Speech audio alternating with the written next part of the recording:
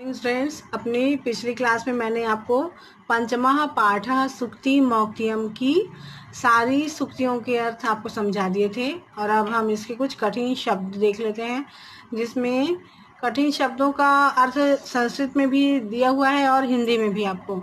तो पहला है वारी वाहाह, तो इसका अर्थ होता है संस्कृत में मेघाह और हिंदी में जल वहन करने वाले बादल, है ना, जल से भरे बादल जो हैं वो वारी वाहा कहलाते हैं।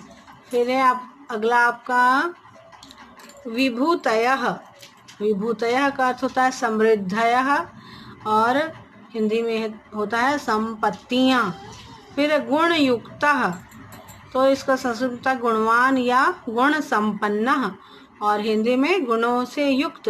फिर है अगुणैः, तो अगुणैः का होता है गुण रहितैः, फिर गुणहीनों से। फिर है आरंभ गुर्वी का होता है अर्थ आदौ दीर्घा, का हिंदी में है आरंभ में लंबी। फिर है क्षयिणी, संस्कृत में है क्षयशीला और हिंदी में है घटते स्वभाव वाली। फिर है बुद्धिमती, वृद्धिमती, वृद्धिम उपगता, लंबी होती हुई या लंबी हुई, वृद्धिम। फिर वह पूर्वार्ध परार्ध भिन्ना, पूर्वार्धेन परार्धेन च पृथक भूता, पूर्वाह्न और अपराह्न छाया की तरह अलग अलग। जो समय के दो पहर होते हैं उसको पहला जो कहते हैं पहला प्रहर, फिर हम दोपहर कहते हैं। 12 बजे के बाद जो होता है उसको दोपहर कहते हैं, तो दूसरा पहर, तो वही 12 बजे के पहले का जो समय था वह पूर्वाह्न और 12 बजे के बाद का समय जो रहता है वो अपराह्न। जैसे इंग्लिश में हम मॉर्निंग और आफ्टरनून कहते हैं उसी तरह से। तो उस समय जो छाया होती है वह पूर्वाह्न में बढ़ती है और जब 12 बजते हैं तब वो छोटी हो जाती है और अपराह्न में फिर से लंबी होने लगती है ना। तो इस तरह से अलग अलग छाया जो होती है वो। फिर है खल सज्जना नाम का अर्थ है दुर्जन सुजना नाम, है ना, दुष्टों और सज्जनों की। फिर है मही मंडल मंडनाय, पृथ्वी मंडलालंकरणाय,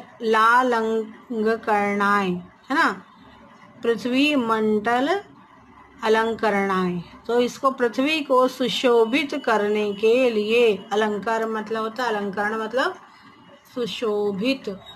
फिर है मरालय, मरालय का अर्थ होता है हंसैः, हंसों से। फिर है विप्रयोग, विप्रयोग का अर्थ होता है वियोग या अलग होना। फिर है गुणज्ञेषु, गुण ज्ञातृषु जनेषु, गुणों को जानने वालों में। फिर है आस्वाद्य तोयाः, स्वादनीय जल संपन्नाः, स्वादयुक्त जल वाली। फिर है असाध्य, प्राप्य पाकर। फिर है अपेयाः, न पेयाः न पान योग्याः, मतलब होता है न पीने योग्य। इसके बाद हम अधोलिखित प्रश्नानाम उत्तराणि संस्कृत भाषया लिखत देख लेते हैं कि नीचे लिखिए प्रश्नों के उत्तर संस्कृत भाषा में लिखिए। तो पहला प्रश्न है यत्नेन किम रक्षेत वित्तम वृत्तम वा, यत्न से किसकी रक्षा करनी चाहिए। वित्त यानी पैसे की या वृत्त यानी चरित्र की, तो हमको किसकी रक्षा करनी है, वृत्तम यानी कि चरित्र की रक्षा करनी है यत्नपूर्वक। फिर अस्माभिः किम न समाचरेत कीदृशम आचरणम न कर्तव्यम, हमको किस तरह का आचरण जो है वो नहीं करना चाहिए, है ना। तो किस तरह का आचरण नहीं करना चाहिए, जो आत्मनम प्रतिकूलम, जो हमको खुद के लिए पसंद ना हो, है ना, जो अपने लिए जो पसंद ना हो वही आचरण दूसरों से भी नहीं करना चाहिए, आत्मनम प्रतिकूलम। फिर तीसरा है जन्तवः केन विधिना तुष्यन्ति, जो लोग हैं वो किस प्रकार की बातों से खुश होते हैं, संतुष्ट होते हैं। प्रिय वाक्य प्रदानेन, है ना, प्रिय वाक्यों से जो सब जन है वो खुश होते हैं। तो क्यों ना हमको प्रिय वाक्य ही बोलें सब, क्यों कंजूसी करें प्रिय वाक्य बोलने में। फिर है पुरुषाय किमर्थम प्रयत्न कर्तव्य, कि किस प्रकार का प्रयत्न करना चाहिए हमको, गुणों को धारण करने का प्रयत्न करना चाहिए, है ना। अपने आप को गुणवान बनाने का प्रयत्न करना चाहिए। फिर है सज्जनानां मैत्री कीदृशी भवति, सज्जनों की मैत्री किस प्रकार की होती है।